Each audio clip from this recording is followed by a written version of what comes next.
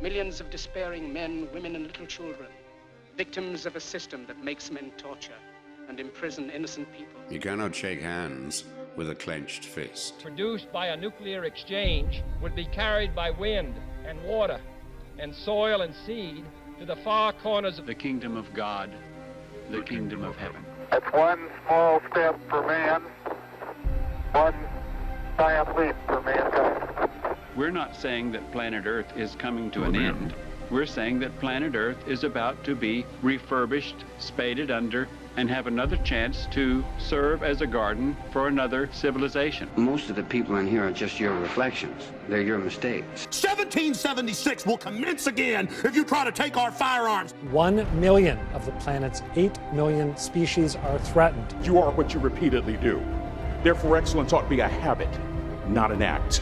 Your lives and the credibility of the United Nations is at stake. Epstein didn't kill himself. The reason this is such an interesting time is not only because we're on the threshold of the end of this civilization. They're trying to take you out with bullshit. The experience of the past 2 years has proven beyond doubt that no nation can appease the Nazis. To those who can hear me, I say, do not despair. The misery that is now upon us is but the passing of greed, the bitterness of men who fear the way of human progress. The hate of men will pass, and dictators die, and the power they took from the people will return to the people. And so long as men die, liberty will never perish. In the language of the U.S. Department of Defense, these are unidentified aerial phenomena. Roswell's a very interesting place with a lot of people that would like to know what's going on. There is very compelling evidence that we may not be alone. This is the Garden of Doom.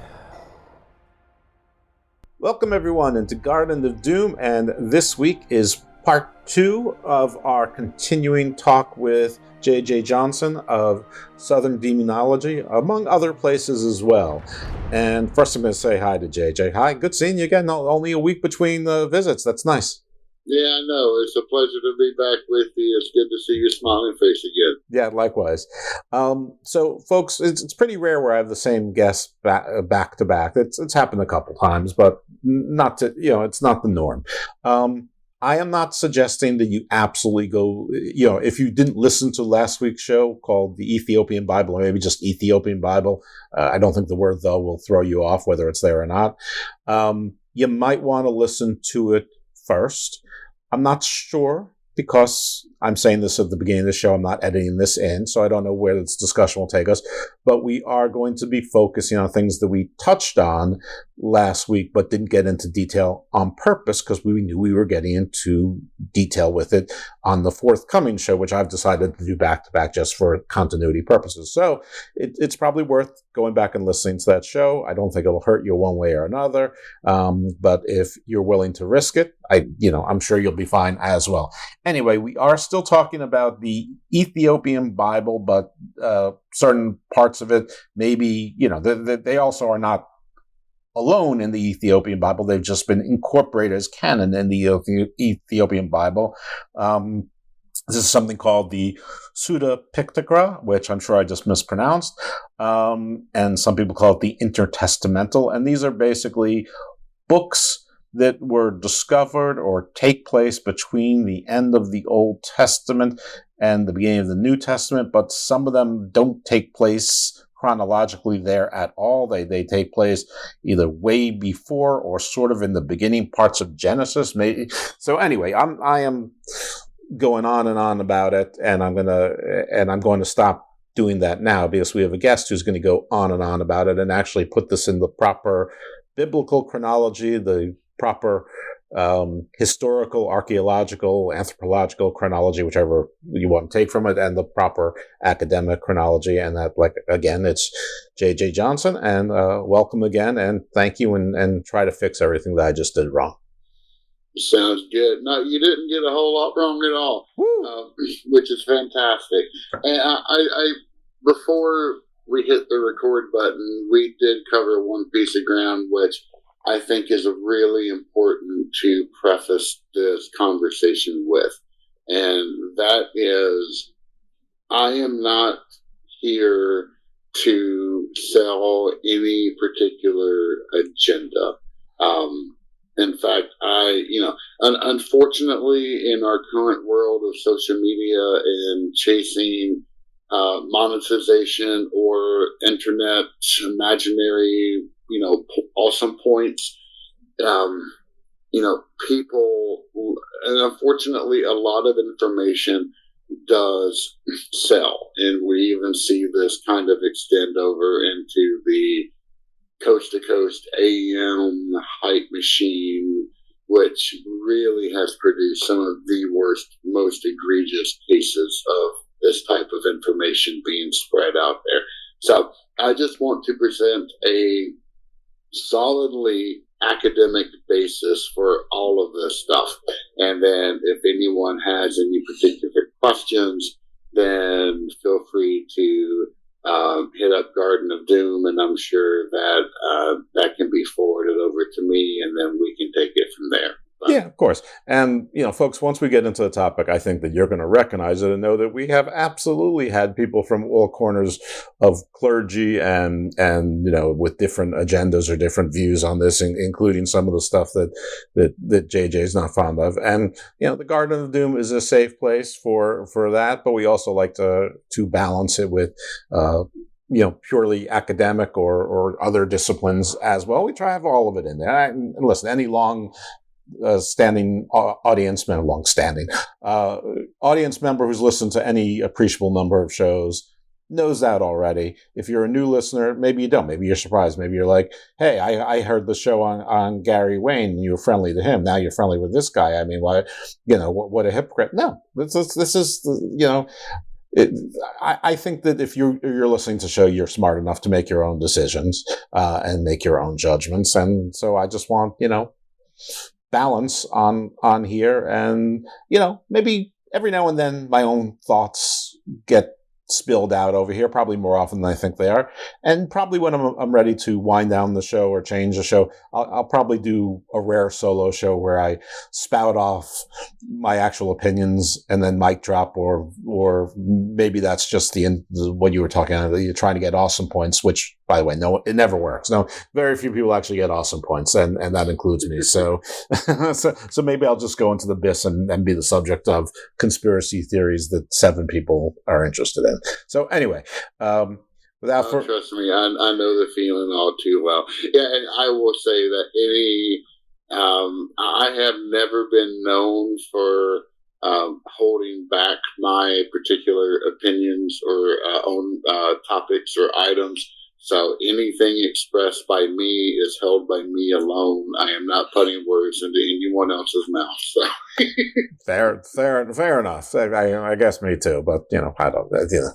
But I think all the horses escaped these stables on Garden of Doom for that disclaimer like a long time ago.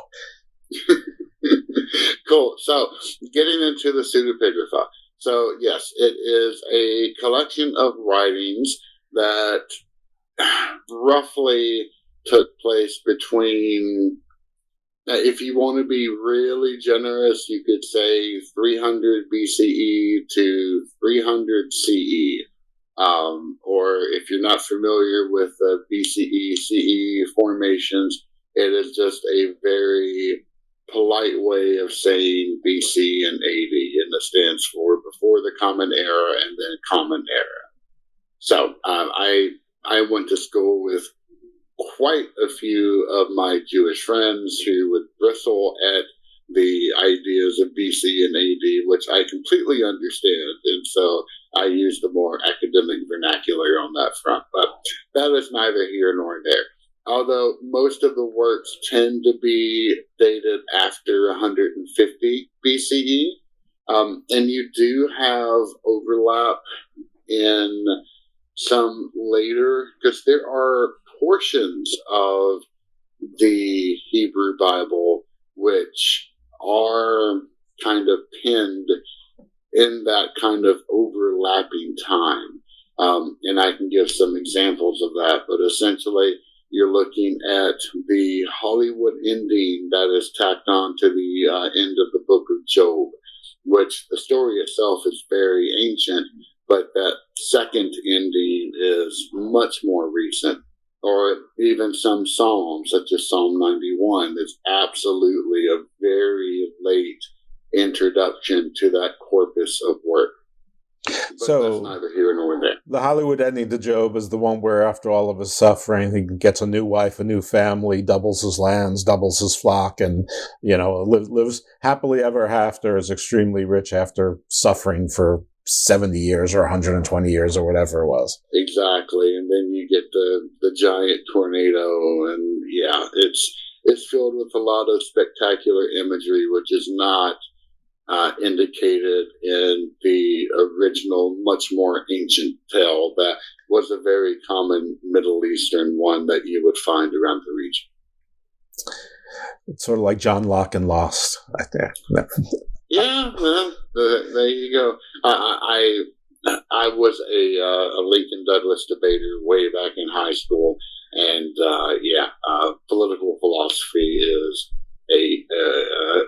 it's amazing. I love every single bit of it. But excellent. Anyway, going into the Psuedepigrapha, it literally stands for false epitaphs, and most of these, if not all of these books, can essentially be classified as claiming false authorship from another famous writer, whether that would be Enoch, whether that would be Moses, and the list just kind of keeps going on and on and on. But there's quite a few different books. I would say that the one that is absolutely the most well known, at least to modern day audiences, is the first Enoch, or the Ethiopic Book of Enoch. And then you have, Jubilees, Ascension of Isiah, Testament of the 12 Patriarchs, Second Enoch, Third Enoch, both of those which were preserved in Old Church Slavonic, which is another kind of key language. Put it this way, if you want to study the Psuedepigrapha in its whole, you need roughly 10 to 14 ancient languages under your belt in order to do so. And that's because they are spread far and wide. Most of these books were thankfully very well preserved within Ethiopic, which is, or Ge'ez, which is classical Ethiopic, which, if you have not studied it, it is beautiful in its language and its writing system. It adopted the Old South Arabian alphabet, which was largely used to inscribe monuments. We went over some of this in the preceding episode, but very few people know it. I think less than 500 people in the U.S. have had the chance to study it, even though it's still the liturgical language of the modern-day Ethiopic Orthodox Church. So much more widespread there, but still very few laity even know it. So, I'm sure. It sounds, well, my guess is that nobody listening has studied that, or very few. And it's good that we have you here then to tell us what happened in the language that most of us know, which is English. Yep.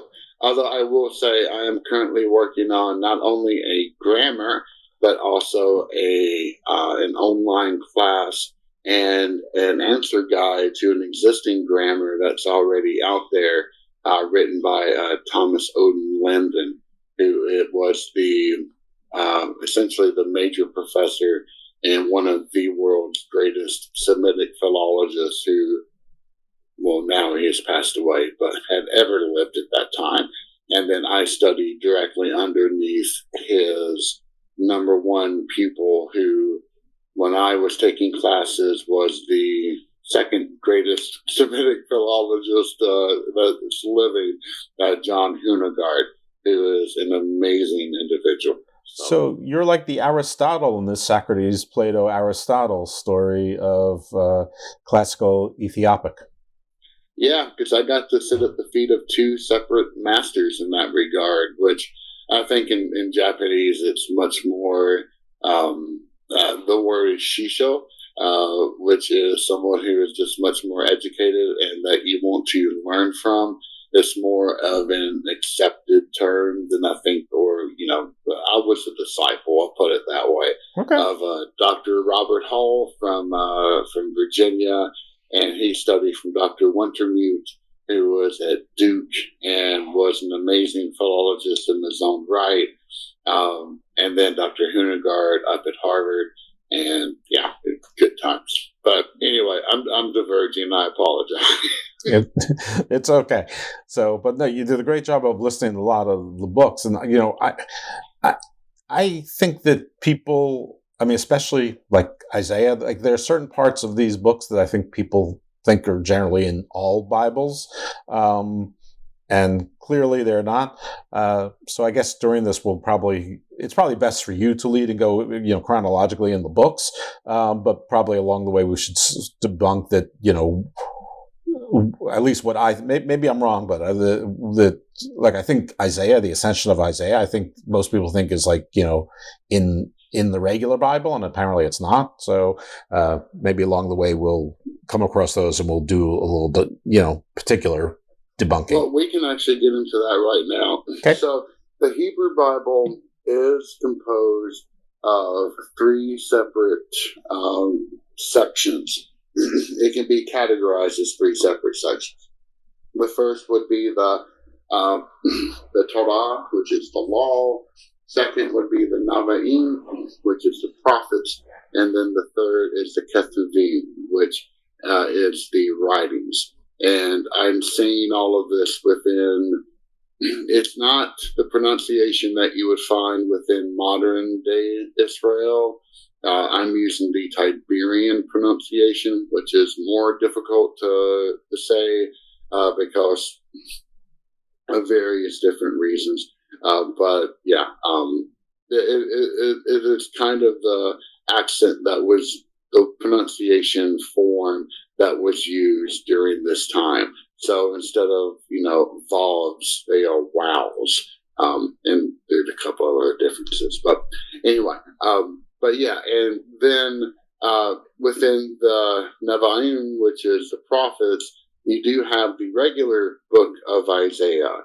However, in the Psuedepigrapha, it is the Ascension of Isaiah. Very different works. And in fact, the Ascension of Isaiah is kind of where one of the other names of the Psuedepigrapha comes from, and that is the Inter Testamental works. And this is true because the Ascension of Isaiah was written after, most would date it to be written after the birth of Christ. And it kind of marries much more firmly Christianity and late stage Judaism together because it has a lot of messianic components to it. It actually has a section that is pretty much wholly devoted that espouses a proto form of Trinitarianism. And it's fascinating. And I was saying before, one of my major professors, Dr. Hall, has spent 30 plus years writing the commentary on this particular book, and it's fascinating. It truly is. So what is the traditional, I mean, when you're talking about things that are that old, everything's traditional, right? But what's in every Bible or every Old Testament, the version of Isaiah, and where does this ascension differ from that?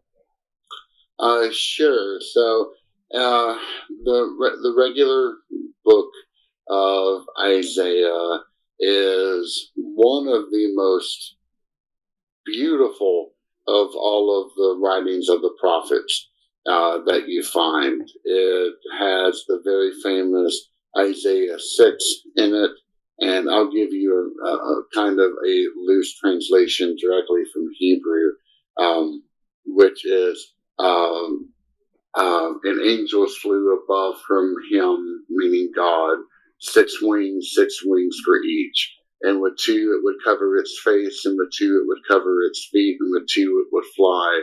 And one sang to the other, saying, Kadosh, Kadosh, Kadosh, Adonai Sabaoth, holy, holy, holy is the Lord God of hosts, who fills the world with his glory. And these are the seraphim, which literally means burning ones, but if you trace the etymology of that word through other biblical sources, it literally means burning snakes, and that's probably where the imagery comes from, that these angels these were not humanoid-shaped figures. These were probably reptilian snakes that had 6 wings, that were one of only 2 kinds of beings that can stand and that can withstand the sheer glory of God's presence. The seraphim and then the cherubim. And cherubim are radically different than how, we imagine them to be nowadays. They were not little babies with bows and arrows, singing around, gazing idyllically up into some random direction. No, these were mighty things of a bull's body with a humanoid head, and they formed the living throne of God. These things were terrifying in and of their own right. Both the cherubim and the seraphim were. And in fact, I used to have a professor that was very fond of saying, if you ever met God, then it would not be a good day for you. And that is absolutely the case. And Isaiah kind of is the poster child of that, because even for him to be able to withstand the glory of God just melting him, he had to be purified with the burning lump of coal that was placed upon his tongue. And that is one of the other things that is depicted within the book. But anyway, the book of Isaiah is very standard. It does appear in all forms of the Christian, Jewish, Protestant Bibles. The main difference that you would find between those types of variances would be the Apocrypha and then the Psuedepigrapha. No other Christian religion has those to be the Psuedepigrapha to be holy, except for the Ethiopic Orthodox Church. Okay.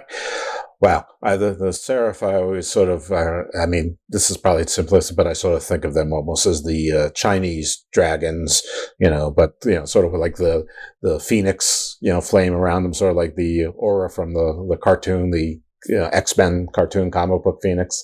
Well, that's not a bad image of it, actually. There were actually old Phoenician reliefs that were dug up, and they were found to depict these types of burning snakes to be the imagery of the seraphim. It's amazing. I have an entire episode around angelology, and I, that's kind of a rough little preview of it, but yeah, it's absolutely fascinating. Well, you can't do demonology without angelology. Accurate.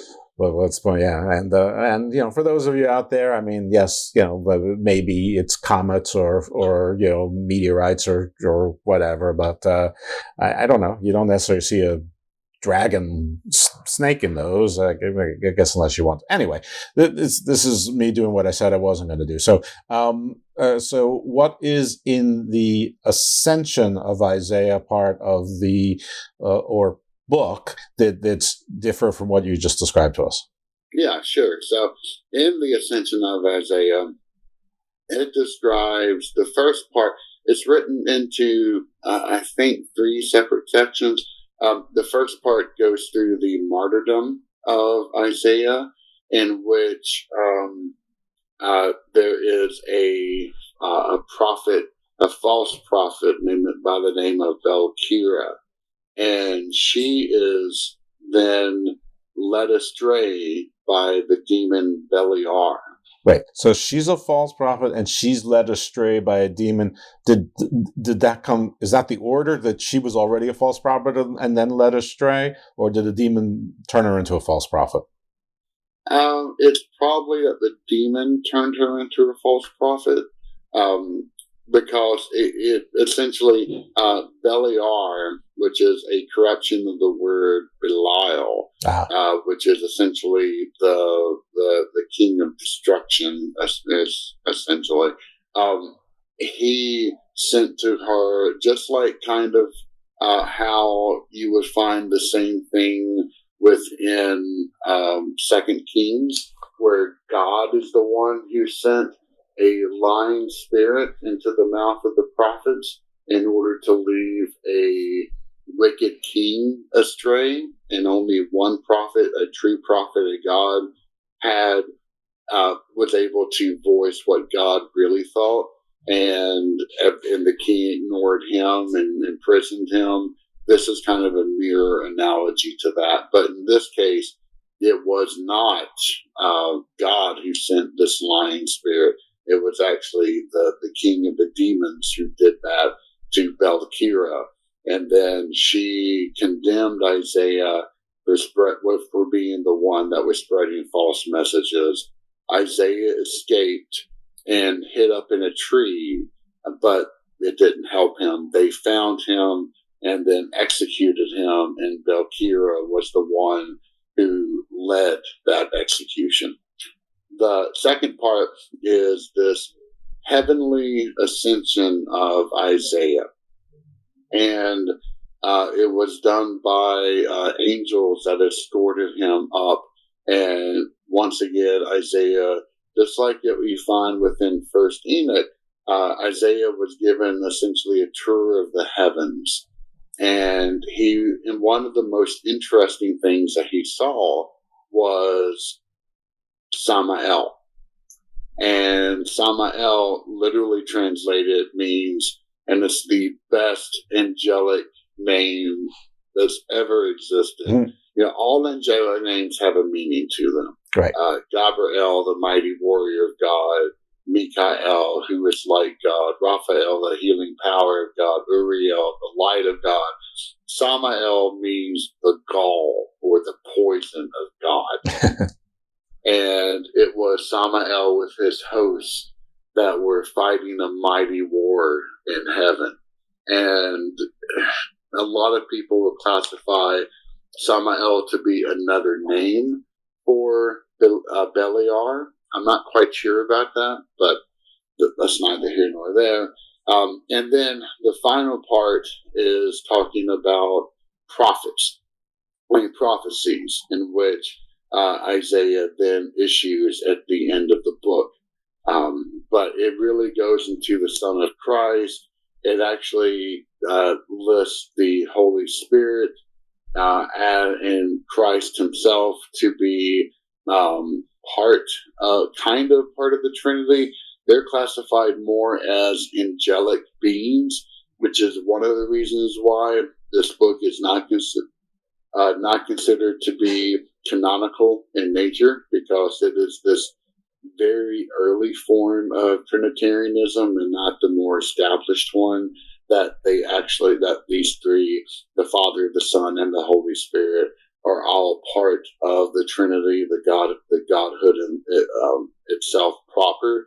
So that's one of the things that makes it very controversial. So there was God, Jesus, who's like an angel, and Jesus' Son would be the Trinity? The Holy Spirit, the animating force of God, which is also an angel within the book of Isaiah.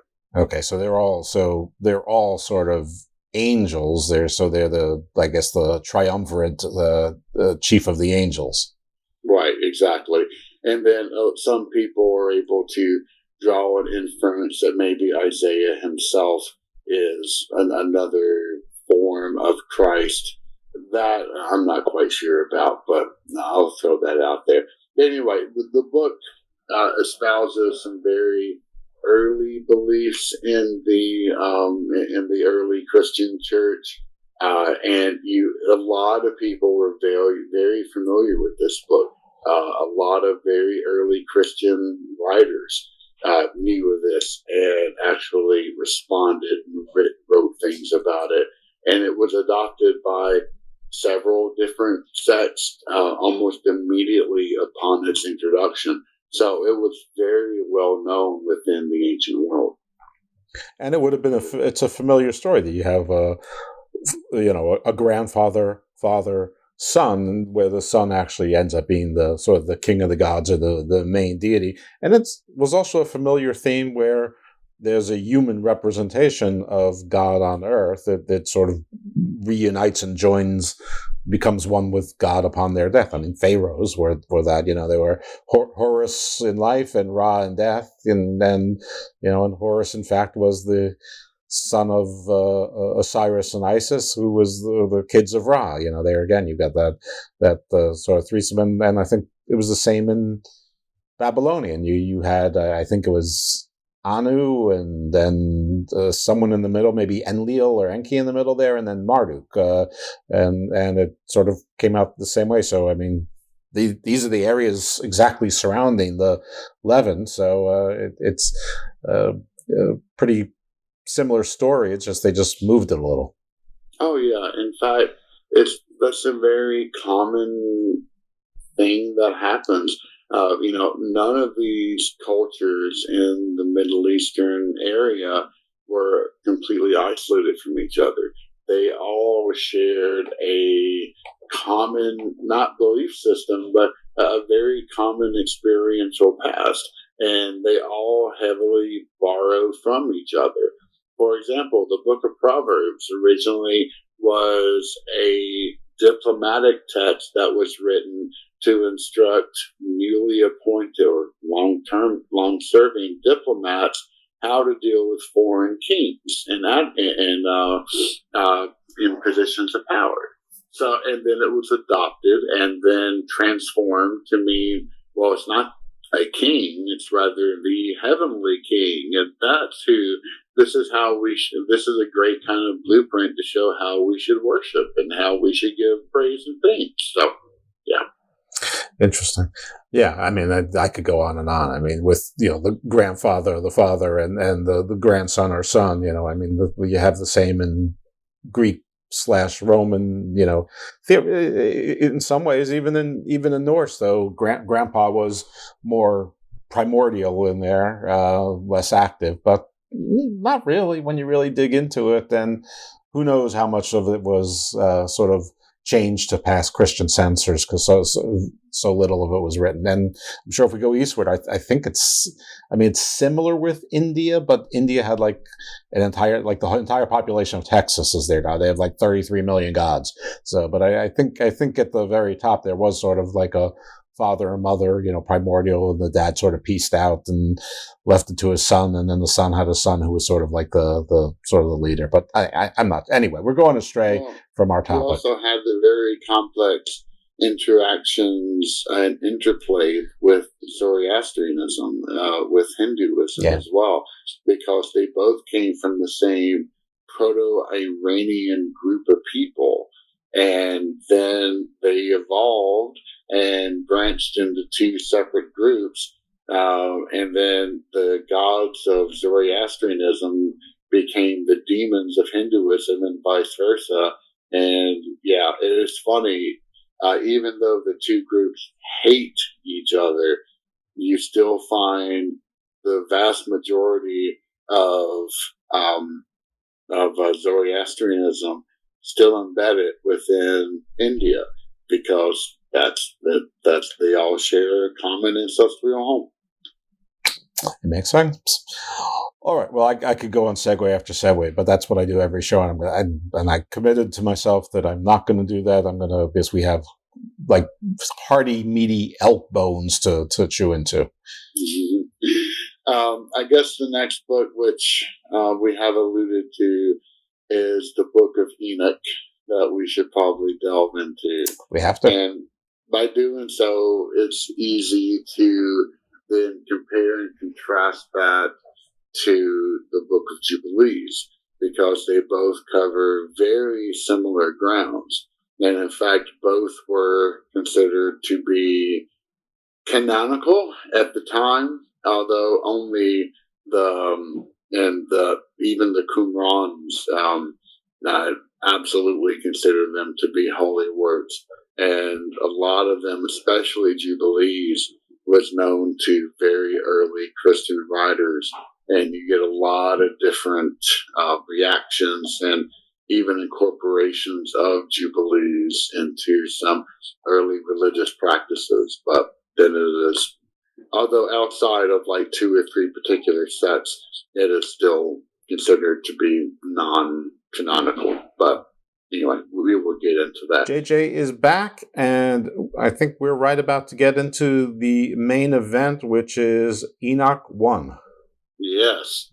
So, Book of Enoch, it was, along with the Book of Jubilees, are preserved primarily within Ethiopia, although at Qumran we did find early versions of it preserved within Hebrew, and we were able to compare them. And again, the Ethiopic Orthodox Church did a phenomenal job of preserving these texts and making them available to everybody. So they should be absolutely commended for their preservation efforts. May not have been as thorough as the Masoretics, who had an entire system down to make sure that copies were accurate, but it is pretty remarkable that we have it, although there are multiple versions of these books. And that's actually, so there is a collection of the Psuedepigrapha that you can find out there who was done by a variety of different subject matter experts. And unfortunately, the titular book that most people were excited to read was the translation of Enoch. And unfortunately, the author, who is a professor at Princeton Seminary, chose a deviant copy, and it was immediately discounted as being the true authoritative source. So that was a bit of a disappointment. But anyway, let's... Can I ask you this? Qumran, is that the Dead Sea Scrolls? Yes, that is correct. Okay. And that is an entire fascinating topic in and of its own. But the Book of Enoch is written into 4 separate sections. And the one that most people find the most interesting is the first, which is the Book of the Watchers. And in this book, it depicts how it essentially is an augmentation of Genesis 6. Because, and this is where the sons of God descend, and a lot of people across the ages have had true questions and issues with this particular passage. And so you find that not only does First Enoch, but so does Jubilees. They take different paths to explain it, although they're similar in nature. Jubilees does more of a specific and safe interpretation of it than you find within Enoch, but we'll get there. So, God designates a group of watchers, a group of angels, to keep an eye over generations of man. And they are called the Watchers as a result. However, they, after observing the generations of man, they see that the daughters are extremely comely. And so they bind themselves in a curse where not one can say that, oh, I tried to tell them not to because we knew we were doing bad. And then they all descend down, and not only do they begin to, they take the daughters of men as wives, but they also then proceed to have offsprings with them. And these are the Nephilim, the giants. And in the process, they also then are the source of teaching humanity secret and forbidden arts. And this includes everything from magic to metallurgy to weaponsmithing and makeup, along with astrology and a whole bunch of other stuff. And where they really got into trouble beyond the secret knowledge and violating their vows to God was with the Nephilim, because they then began to devour and fornicate with everything they can get their hands on. It doesn't matter if it's animals, if it's other people, they just go hog wild. And chaos erupts. I assume the fornication and devouring was usually two different activities? It does not specify, but I will leave that to your imagination. Probably best not to, but okay, let's go fornicate, then devour. Yeah, it's probably a safer way to go on that one. But anyway, the generations of men lift up their voices in anguish, and God hears them. And then he sees that the chaos that has erupted down upon the earth, and then he sends his four of his archangels down to remedy the situation.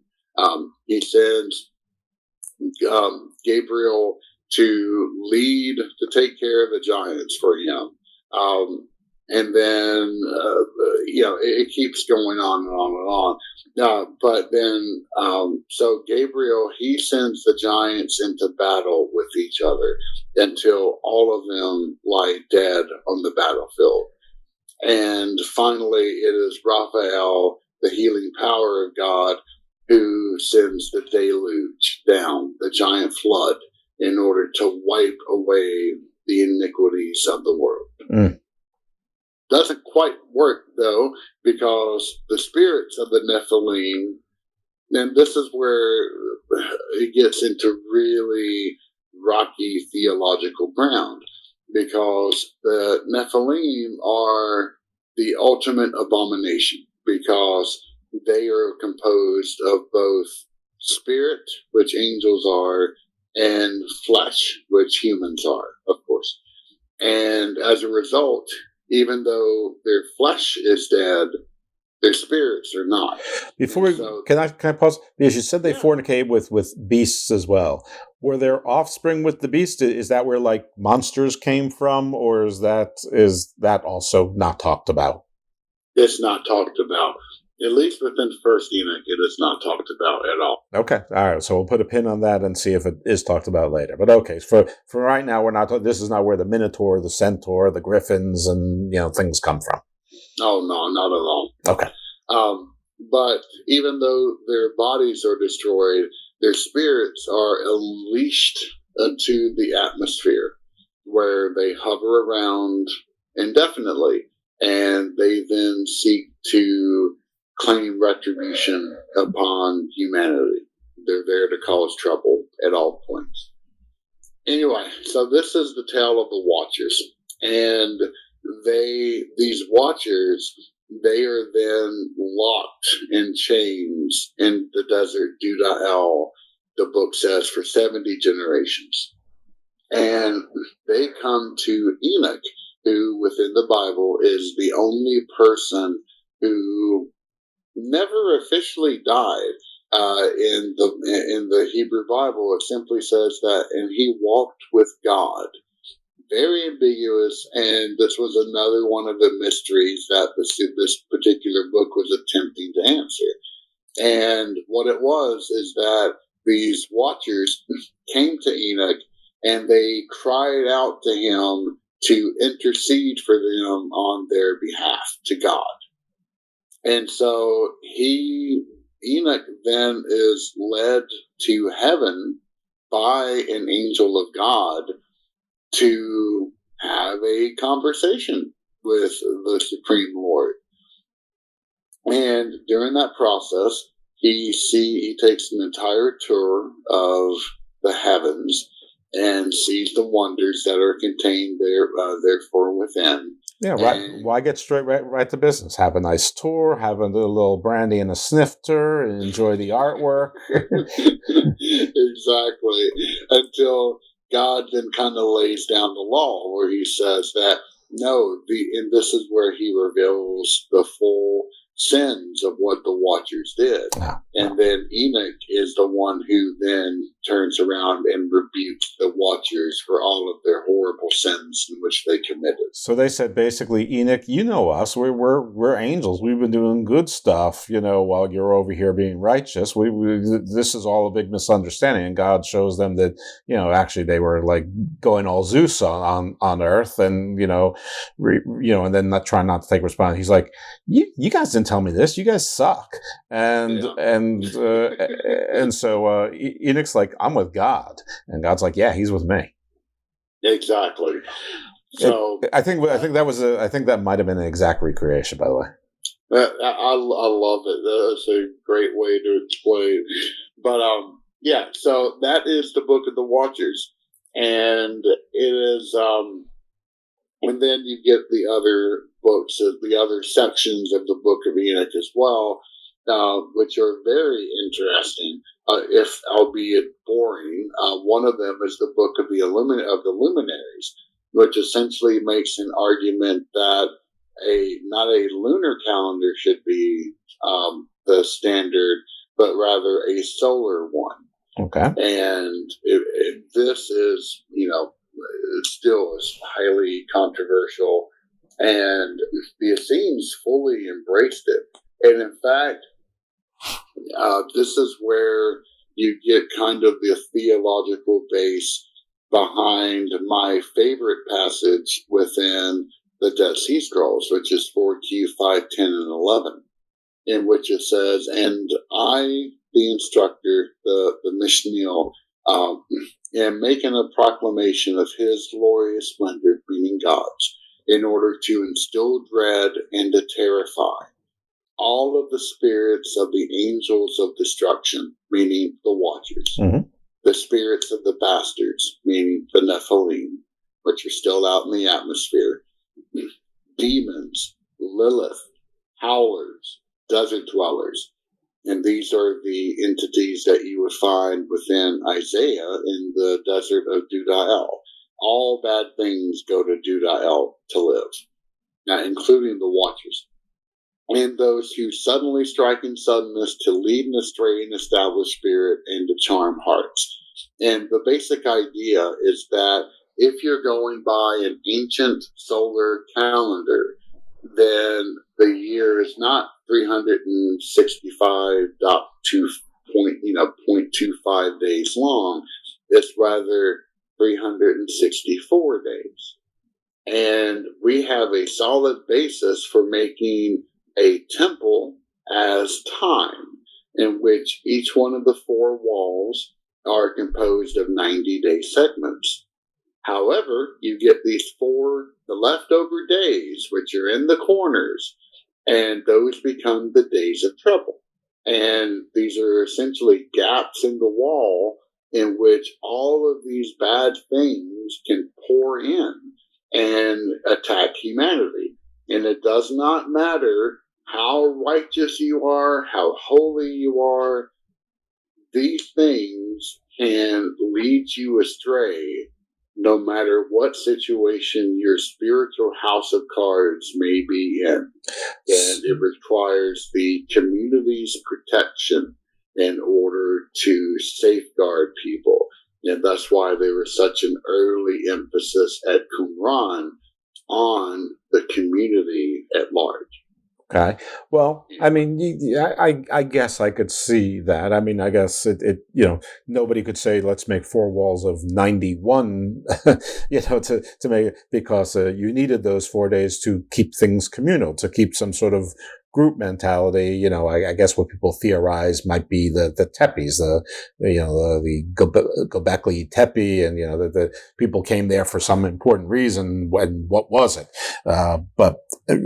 So okay, I get that, and I think that the Aztecs and the Mayans, or maybe one or the other, had something like that, where they had 360 days, and then they had like 5 days or 6 days that were called dead days, where it was more like rest. But I mean, what you're worried about or what you're doing those days is very different, but it's a similar concept that your year is even, but you have these extra days that you're doing something with. One, you're resting or doing nothing. The other one, you're staying together in prayer or something to keep the baddies away. Exactly. Okay, but this is all in Luminaries.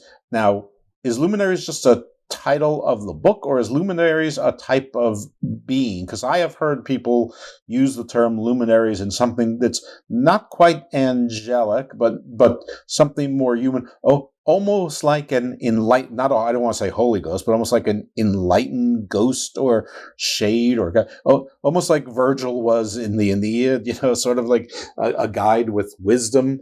But anyway, what is Luminary? Is it just the title, or is it a type of? It's the title. Just title book. Okay. Yeah, and there is, unlike in Greek thinking, in which you did have demonic spirits, and these are with an AE or the combined symbol within Greek. These are not, they're not evil spirits. They're rather just spirits that they're neutral based, and they're usually more of a benefit than anything else to humanity.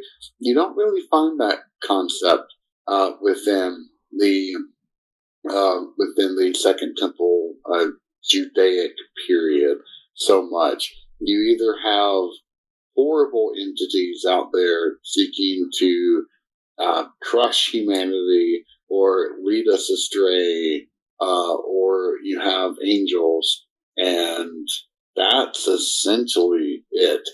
Yes, there are ghosts.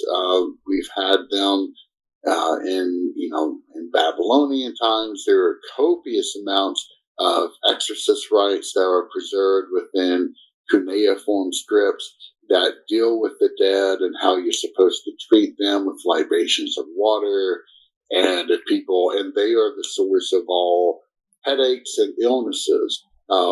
Exorcists would come in and they would have a very prescribed list of things in which to do.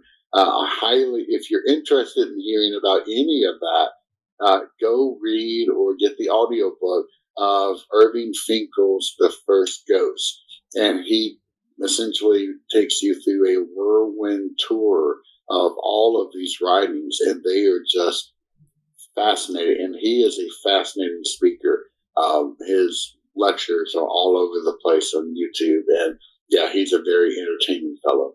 Okay, so what we need to know is that, at least when we're talking about the biblical world at this point, that demons bad as opposed to daemons in Greek, and the jinn, which was, I guess a little bit further east. Well, they could be agents of chaos, but they could be good or bad or in the middle, depending on the day or how they liked you or which city you were from or whatever. If you gave them the right appeasement or sacrifice, they could be, like Loki was in Thor. But in the biblical world, demons bad.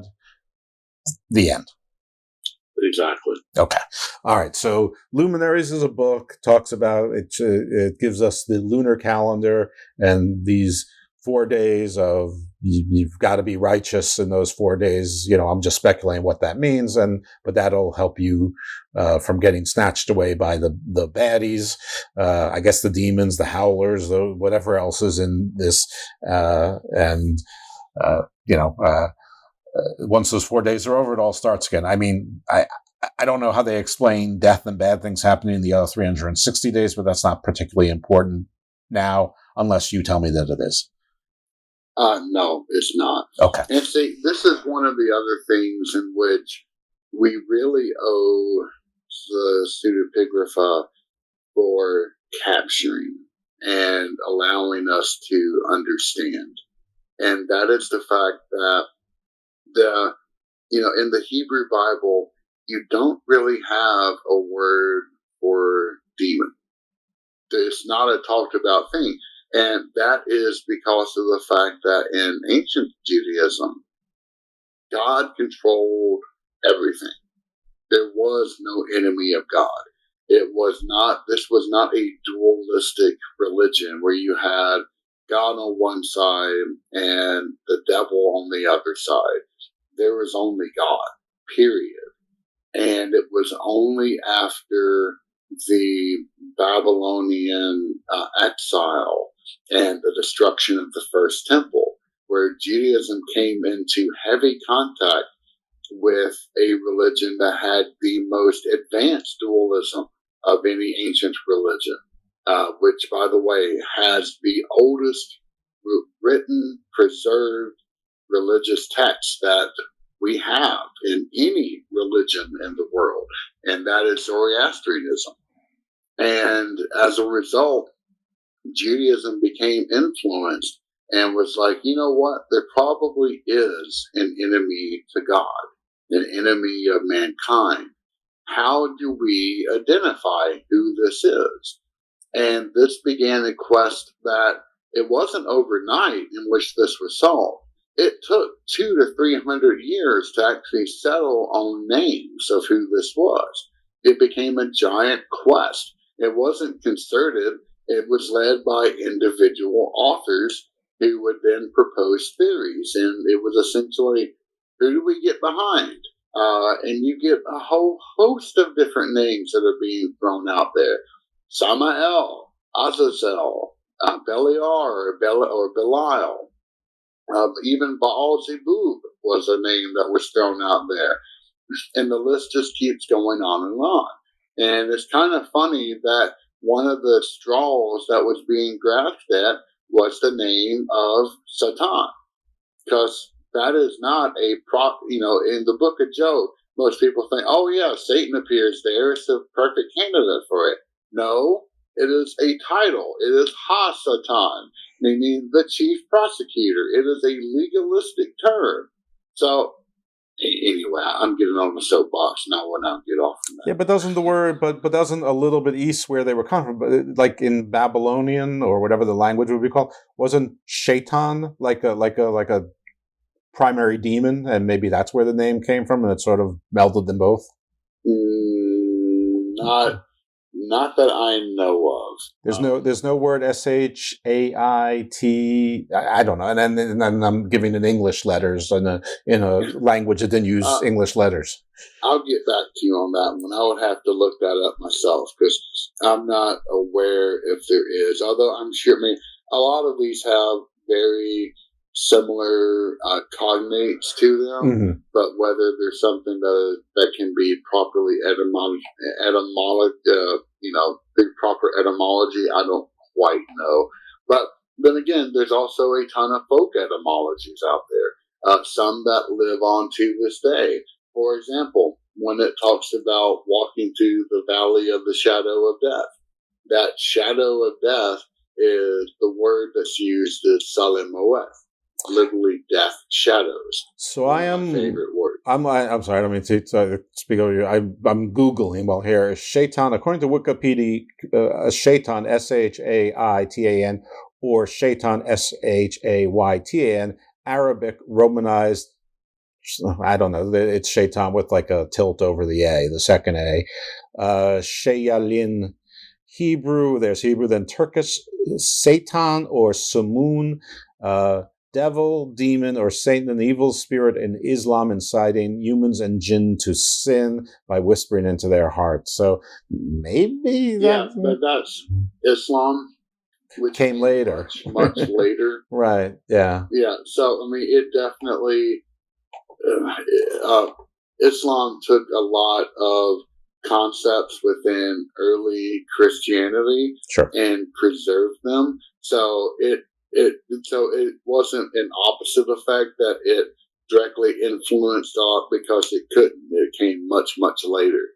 But it did draw from a lot of those traditions and concepts in the formation. But yeah, in Islam, Satan is the chief of the jinn, but he is not a demon. He is just chief of jinn, and jinn are made out of smoke and ashes. Right. and they're sort of neutral as well, more like the Greek daemons. By and far, they're mostly evil, but there are tribes in which can be good, they can be neutral, some can be protectors.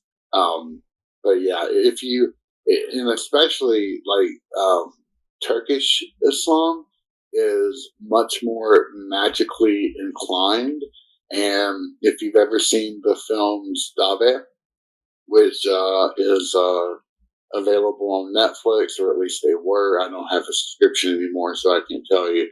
But they are phenomenal. They are some of the best representations to kind of the eerie power of Jinn. And you even find that with the book Under the Shadows, I think it's now called.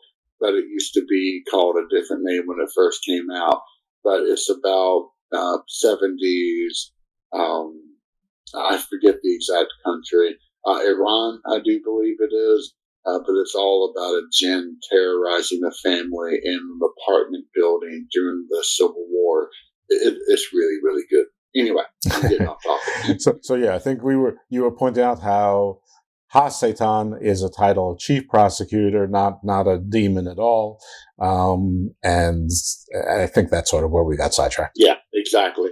But the Psuedepigrapha is really responsible for kind of drawing out this and preserving these concepts of who not only the name of the enemy of God actually might be, or identifying candidates for it, but it's also bringing up all of the hosts of other entities that we find allusions to in the Hebrew Bible, but really, because the only word that you can kind of attribute to demons would be Sha'ir, and those are kind of like goat-like demons, like fawns or something similar to that, or satyrs. Mm-hmm. But that's it, beyond illusions. And especially in Psalm 91, you get a ton of allusions to different demonic entities, such as, the thing, the destruction that walks at noonday. All of those are the names of demons. Same thing for the arrow that flieth by day. That is a direct allusion to Lilith. So you get a lot of that, but that's kind of it. And then it's only within the Psuedepigrapha do we get kind of this more defined espousals of what these types of entities are. Okay, so that's the gist of Luminaries. Yeah, Luminaries is just the defense for why we should go to a solar calendar in essence. But anyway, there are other books too, but that's the main point of it. I will say that First Enoch is probably one of the most abused books that you find within modern misinformation or misguided attempts at educating people. Unfortunately, in fact, there's I won't name names, but there's another podcast out there that just released a book of the Watchers. Do not buy it. Mm-hmm. Do not read it. It is I've listened to the episode in which they were trying to cover some of the crap. I got about 20 minutes in until I shut it off, and I was just filled with rage. So I'm like, no, none of that is right. None. Anyway, that's neither here nor there. Now, let's jump over into the book of Jubilees. Okay. Jubilees, it takes a very similar perspective of Enoch, but it's rather different. So in Jubilees, you do get this kind of breakdown of Genesis 6 again. But the main point of that is the angels, they only took wives amongst the daughters of Cain. And they then produced the Nephilim. And in Jubilees, the Nephilim also reproduced. And they produced a certain lineage.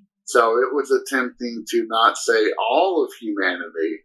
They were attempting to show, oh, really only the bad segments of humanity were mated with these angels, and then they produced the bad things, and the bad things produced more bad things, and it just perpetuated this line of. So it was trying to segment off and do some more explanations around that front, but then Jubilees also is really taking a much more focused approach and examining the book of Bereshith or Genesis and going through and trying to explain a lot of these loose theological threads. Now, the one thing that this thing does is that Jubilees is actually it gives some other names as candidates for who the enemy is, as opposed to a lot of these other books. And so it's fascinating on its own right. And I'm just going to gloss over it because I'm currently in the midst of doing some research on Jubilees, and I'm going to have an entire exploratory episode dedicated to it, but I'm not quite there yet. So I think the broad terms is more than enough. But I already know your conclusion. It's going to be the wizard from Monty Python, the Holy Grail, and his name is going to be Tim. No, it's not quite that bad. It's not, warning about a rabbit, but the rabbit had big, sharp teeth. It was a mean rabbit. Yeah. That part was just genius. Yeah. But Jubilees also makes a case for a solar calendar. So these two books really do kind of go in lockstep with each other, although they're very different in their interpretations of it. Sure. Abel died. I don't think he had any issue before he died. I'm not sure, meaning children, offspring, not issues like problems. He had a big issue. His brother killed him. So I don't know if Abel had any kids or not, but at least the line of Seth, good. The line of Cain, his much older brother, bad. And so half of humanity or whatever, however successful each of them, whatever the proportion is, Cain's line, that's where the bad stuff came from. Not all of humanity is impure. I guess we still have to try to get to some explaining why there was a flood that afflicted everyone, but do they try to address that, or was God just lazy that day? Or, Raphael, don't send an angel to do a God's job. No, I'm sure that it is. I haven't gotten quite there yet. But yeah, in fact, within Ethiopic, you do find the phrase "Dikika Set," which is the children of Set. So it absolutely is making reference to Set and then Cain, and it keeps going on down that line. So okay, all right. So that is most of Jubilees has such a happy title, but it doesn't seem like it's so particularly happy. Well, the reason for the title is that it's attempting to explain a set of 49 years, which is Jubilees, and it's taking that to be a division of ages. And so it's then saying that, oh yeah, Moses had the tablets delivered 40 Jubilees ago, etc. So it's a amount of time. It's an era. It's not the word doesn't mean what we have taken it to mean, which is like a happy little, like a hootenanny, like a good time. It's actually, it literally means 49 years. So it's a period of time. Okay. Got it.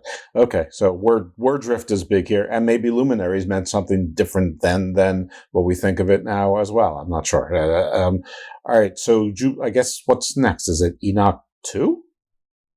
There is the Slavic version of Enoch, which is the Enoch 2.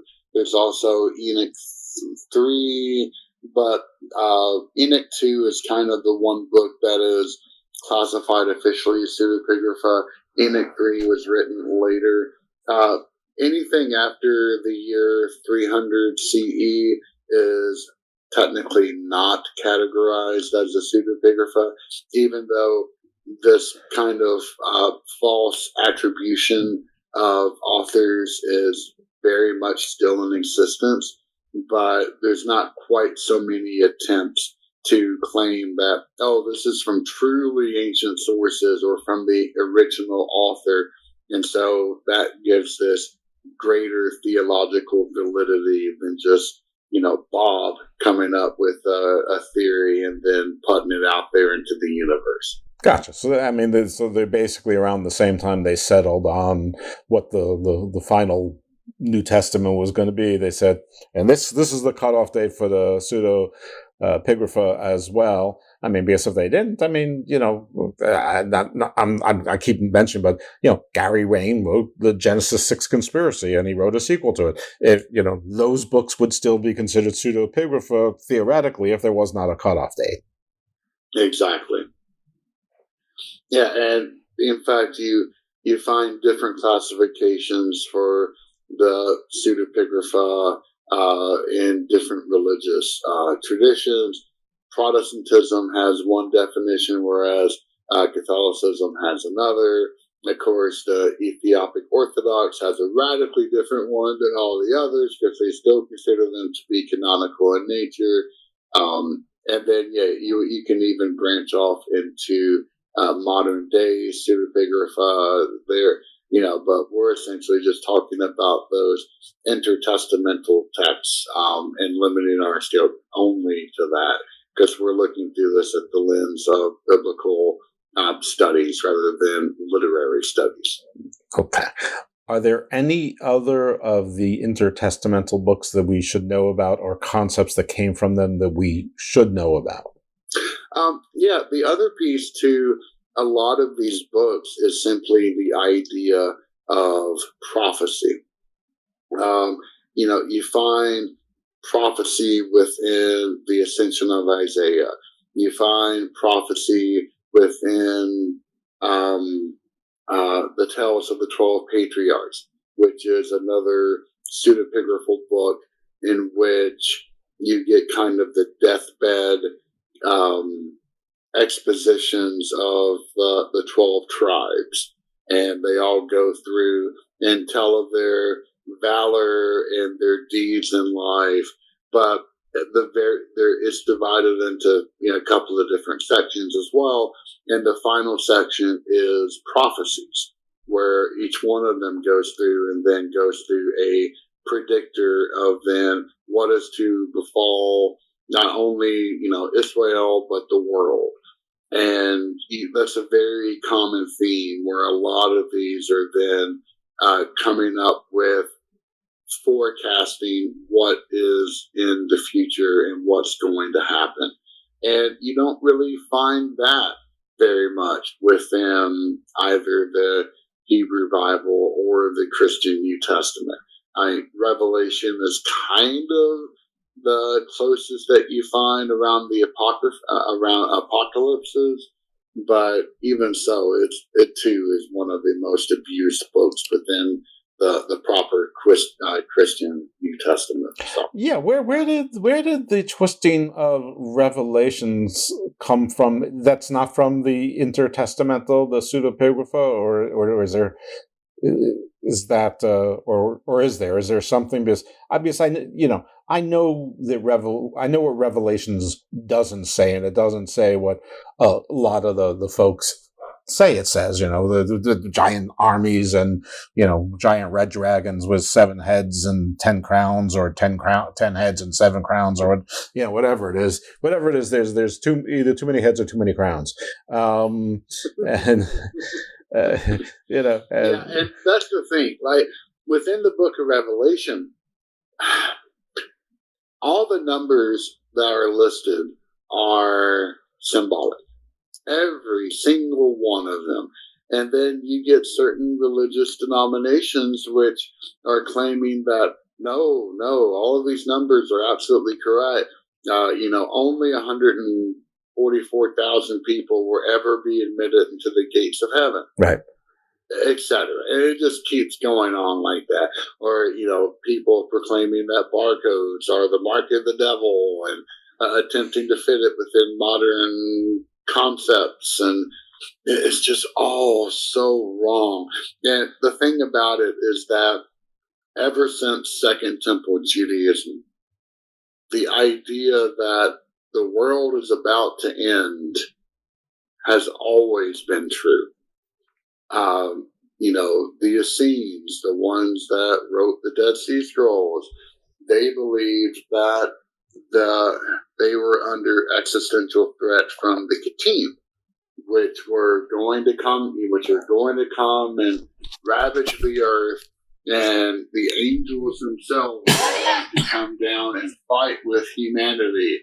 And even within the War Scroll, there were all of these prescriptions of, this is what you have to do while working alongside angels so you do not disrupt their sanctity.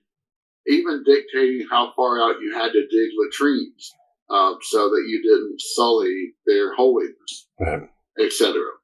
So everyone has thought that the world is about to end. So it's nothing new. The idea of apocalypse is integral to the entire foreboding spirit that kind of enveloped Judaism after the destruction of the first temple. Nevertheless, after the destruction of the second. That's why we make such good movies. Because the world is, it's always at stake. Exactly. But yeah, that is the Pseudepigrapha in a nutshell. Wow, that is a lot. Folks, if you're a new listener, all I can tell you is that there's 200 and something other episodes, and at least half of them probably touch on things like giants and Nephilim and, various angels, demons, theories on what those are, that involves ancient civilizations or alien visitations, combination of both, bloodlines. You pretty much, if you wanted to, everything can flow into Genesis 6, which, if you throw in what we have talked about today, can go in, as you see, several different directions, including one going towards the line of Cain, which is probably a little bit convenient because Cain is the one who, committed the first murder. And Genesis itself and the Bible itself doesn't really necessarily talk about any of those things. I guess Cain built the first city and called it Enoch after, a different Enoch. Names got repeated then just like they do now. So, I guess first of all, there's no archaeological evidence to show that anyone named Cain built the first city. Secondly, I guess that's explaining why, the bad guy built the first city when civilization is supposed to be good. But almost everything in religion sort of tells us civilization bad. That's what the more, like the forbidden knowledge is stuff like farming and medicine, sure, magic, but metallurgy and poetry. It's like everything other than like herding livestock and having children is sort of bad, which is what we call civilization. So sort of almost we can't forget makeup. Of course, yeah. Sure, yeah. They make hashtag not a drag queen, right? Makeup bad, absolutely. So I don't, it's a weird world, and that dichotomy right there, that might not be the right word, but that sort of logical disconnect right there, it might be at the heart of why a lot of things are a little bit screwed up, and it might be the little kernel, the little seed that turned into a redwood at some point. That actually, at some point when religions were being created, they're saying this is not good. We're not supposed to live like this, people, and we've been saying that, continuing as we have now crossed 8.1 billion people, which might have different consequences in and of itself, but those are different shows. Anyhow, I definitely feel myself rambling, and while I think I'm making sense, I'm not sure anyone listening would agree. Luckily, JJ's here, but he's also very polite, and he's not even making facial expressions. So you're going off the rails again. And if not off the rails. No. I think you're doing just fine. Okay, well, if we go too far afield from the topic, which was the Psuedepigrapha, the Inter Testamental, then I'm covering show topics that I've covered a million times with a million different people and my own voice, and I am trying to repeat myself less for that. Anyway. Is there anything else on this topic or near this topic that we should talk about? I do want to, okay, this is my view of Genesis 6. First of all, I think that it was trying to take a lot of surrounding myths and sort of put them all together. And this is not an indictment on religion. If you can actually settle on an omni myth, that maybe should cement your belief in a religion and a God, if you can, reconcile them all, or maybe not. Whatever. That part of it's not particularly important for this discussion. But the angels came down. They saw the daughters of man, were fair. The daughters of Adam, they had them. Okay. And then the whole part about the giants. They said the giants were there before them and afterwards. I think it's a placeholder. I think this was to reconcile the Greek mythology, where out of Uranus's castration from the blood came the giants, which were akin to gods, but were actually contemporaries of the Titans. And later on, Zeus got the giants to join him in to defeat the Titans, Kronos and their ilk. Also in the myth, somehow Aphrodite, a sort of Olympian, was created out of the semen and the sea foam at the same time. I think since the Greek world was so large then, the sea peoples were all Greek. Greek was not just that little land, in the Mediterranean. It was basically all through, to the Black Sea and the western Turkish coast and, parts of Lebanon, Syria, Israel, even into North Africa. So I think that was just to reconcile that myth that those are giants. I don't think the Nephilim were giants. I think the Watchers are the gods, whether they were, you want to call them Zeus or whomever. Let's just call them the Olympians to keep it simple.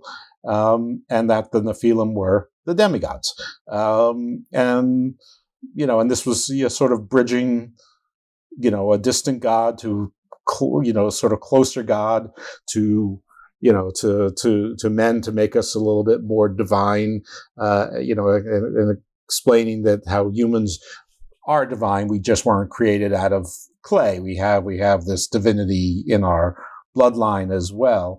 And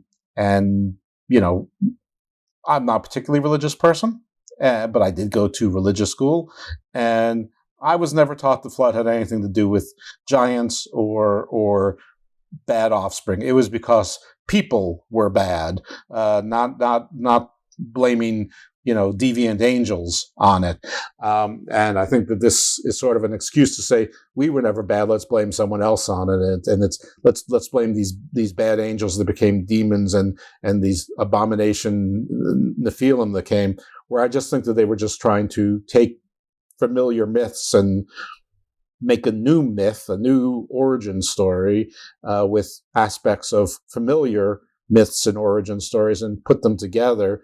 And I think it was more like a placeholder in time to say a long, long time ago, back when giants roamed the earth, and there were, God sent down, his emissary, sort of the Anu or Uranus type, the Bur that never really, the primordial god of the heavens, sort of, but the next generation or two generations later came down and said, oh yeah, we can get jiggy with this, and then you sort of had the age of heroes in the Greeks, and that's just the feeling, the mighty men of old and heroes of renown. I mean, that doesn't sound like abominations to me. That sounds like the Age of Heroes. In fact, I believe the Greeks used that exact phrase to describe the Age of Heroes, was the mighty men of renown, and or something to that effect. Anyhow, anyway, that's my theory on it. Whether or not they were gods, aliens, angels, you all make your own decision. Or just a myth, you all make your own decision. But I don't really think there's any of these abominations that led to the flood that have been making us impure ever since. I'll say just 2 quick notes. The first is that the Hebrew directly says B'nai Elohim, literally translated the sons of God. Now, the JPL, which is probably the best Hebraic translation that you find of the Tanakh or the Hebrew Bible, lists that translation to be the angels of God. But it literally means the sons of God. And I think that you can draw from this the clear, and this is evident from historical and archaeological knowledge, is that ancient Judaism was not a strict monotheism. It did not believe that there was only God. It was, in fact, you find that within the Decalogue itself, that it never says you will never believe in any other spirit, any other gods. It just says you will have no other gods before me. So it acknowledged that there were other deities out there. It's just that they classified them as the sons of God. The other thing to keep in mind, and this is something that most people don't really think about, is that the Hebrew Bible existed as oral stories for generations. They were never written down, ever. They were just told. And this was true for hundreds of years. And then they were captured in writing. So you've got hundreds of years of tradition, which, yes, they absolutely informed what the final writings were. You get, who says that someone didn't come along and introduce something along that time? And so, you've got variability there as well. So, but I'll leave it at that, because I'm already casting,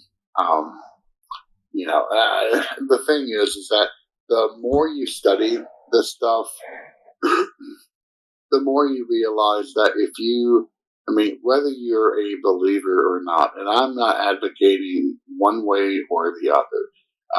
I will note that I am a Catholic. I converted to Catholicism. I'm happy to be a Catholic, but I don't think that I'm definitely not a missionary and advocating, you can only believe in this way and no other way. I think that's BS. If someone is thinking just like me, then I would be very afraid for that person. Yeah, I'll take it a step further. We've talked to this plenty of the show, so I'm going to try to be quick, certainly a little quicker than I was before my monologue. But Judaism, the Hebrew, the Israelites, whatever, they were not monotheistic. They had a pantheon of gods. Now, it's not entirely, depending on who you listen to, either Yahweh was the chief deity and basically the counterpart to Baal, who was the Canaanite, the non-Israelite counterpart, basically the same god but rival. So, like what we talked about before, their gods become your demons, your enemies. Our gods are their demons. I've heard some people say that El is actually the father of Yahweh, which sort of fits with the Uranus, Kronos, Zeus kind of thing. Whatever. I don't think it's particularly important. But yeah, there were definitely two camps. One that believed in El, one that believed in Yah. And they kind of came together, and it did create this unified concept of Elohim, which literally means gods, right. But it is taken to be the singular for God. Yeah, and El is like the one, and it's, but there was a panel. There was a sea god. There was basically like a merman. There was a serpent or a sea monster, which is often the same thing, or a dragon. I mean, and so this is part of that. But I don't think it's any coincidence that all of the angels are Samael, Belial, Michael, Israel, becomes Israel, they're Uriel, they're all someone of El, where it's like sort of God's men, the ones, so El would be king, and the angels were basically his like lesser gods, which, is similar to every other mythology. You just made them not gods and said they're angels, and now people say they're sort of automatons. But if you actually read the Bible, they actually made decisions, and if maybe some bad decisions as well. I mean, and the more sort of fan fiction or extra canonical books there are, the more sort of autonomy that angels take, which leads to some strange and fun stories that we've talked about on this show time and time again. But anyway, I don't want to get too far. I don't want to, get people all confused or turned around or anything like that, because today's show was on the Inter Testamentals. I think we covered that, but it's a very we took it. You took an academic approach to it, but it's obviously the antecedent of many of the things that that we talk about on Garden of Doom. Probably you talk about on other shows. Plenty of other shows do, but just be careful, because what you've heard, isn't necessarily what those books say. And when those books are written is, not 6,000 years ago or 60,000 years ago. They were 2,300 years ago or 1,700 years ago or somewhere in the middle, and no one's really exactly sure. So, whatever. But believe what you like, but just know that nothing exists in a vacuum is I guess the only thing I'll say as far as what you should take from me. Beyond that, this show's mostly for informational and hopefully entertainment value, and hopefully you can take the two and make them one and the same. I mean, that is the hope. Anyway, do you have any words of wisdom before we sign off? Not in particular. I think I'm good. Okay, good. Yeah, I think I gave myself a headache too. Anyway, where can people find you? I know you talked about last week, but hey, it's another podcast, so promote yourself again. Sure. Southern Demonology is available on all major podcasting platforms. We've been in existence since 2017, and you can reach me and find information to all of our social links at southerndemonology.com. Excellent. And for those of you who haven't had enough of JJ and still won't after you listen to all of the shows and subscribe and all that fun stuff, we do have them booked again at least once. I know for exorcisms as we get close to Halloween. And I have to believe that at some point I booked you just for plain old demons. But I don't know. If I haven't, I certainly will try. And I know you're going to say yes, because you invited me to be on another show, pre-production, so which is awesome. I'd be more than happy to. I always enjoy our conversations. Me as well. Even when I go on my little jaunts, I they're digressions, but they're related. Whether they're cogent or not, that I'm not sure about. Anyway, folks, they're very cogent. Excellent, thank you. All right, and I'm not going to start another one there. All right, so check out JJ's stuff at Southern Demonology. Thank you for listening. Give us a review, and refer us. I always say 6 friends, but now I'm going to up that. Refer us up to 13 friends. Like the True Zodiac. And you will hear from us next week on Garden of Doom, but maybe midweek. I may have to up it to 2 shows, and they'll sort of be an alternation between Garden Views and a second Garden of Doom, and there might even be a 3rd edition to Garden of Doom. Maybe even by the time this show drops, that might be old news. So some fun things popping here, hopefully. All right, so thanks a lot again to our guest, and everyone, have a terrific week or half a week until you hear from us again.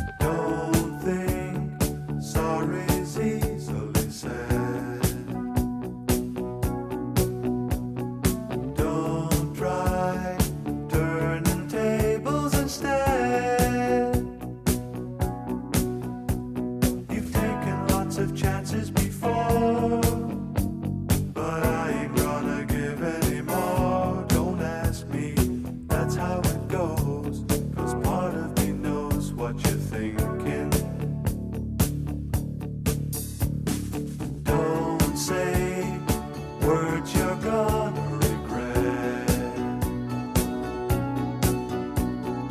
Don't let the fire rush to your head.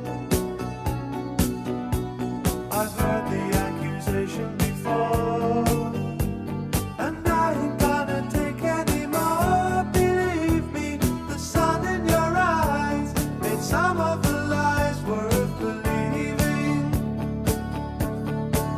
I am the eye in the sky.